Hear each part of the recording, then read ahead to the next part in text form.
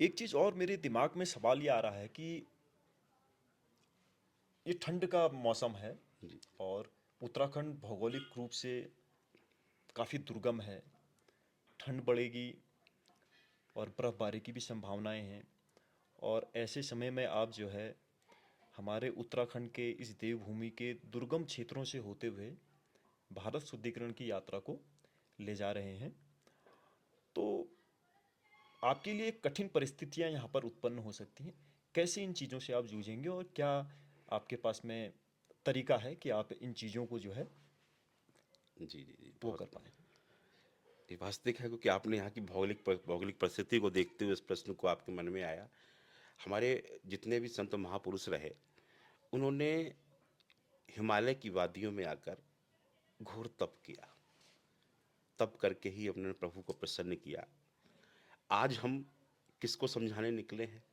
आज भगवान से आशीर्वाद प्राप्त करके हम अपने लोगों को समझाने निकल रहे हैं। जब तक तप नहीं करेंगे तब तक बल नहीं आएगा।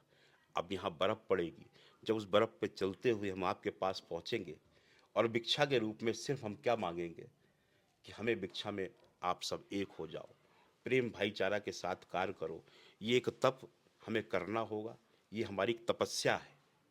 जब हमारे संत महापुरुष हिमालय में बैठकर बिना वस्त्रों के घोर तप कर सकते थे, तब ये इस माँ भारती को, इस सुंदर पावन स्थान को वो जागृत करते थे।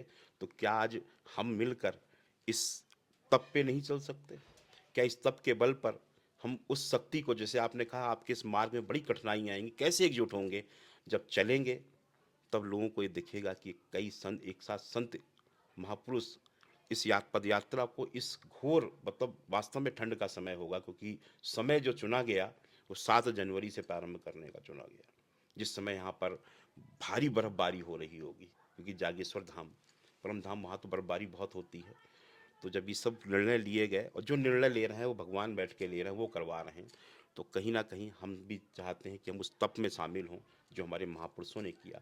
जो इस पावन धाम से जब निकलें, हम भी तो देखें कि यहाँ पर रहने वाले जो लोग हैं वो किन किन कठिनाइयों का सामना करते हैं, किन किन परिस्थितियों में वो इस जगह पर रहकर घोर तप, उनका भी तप ही है कि आप सब यहाँ रह रहे हैं तो जी। आपकी भी तपस्या है ना। जी, जी, जी। अगर उसके हम भागी नहीं बनेंगे, जब तक हम आपके दुख दर्द को नहीं समझेंगे, तब तक हमारी यात्रा का औचित्य वो क्या क्या निकलता है?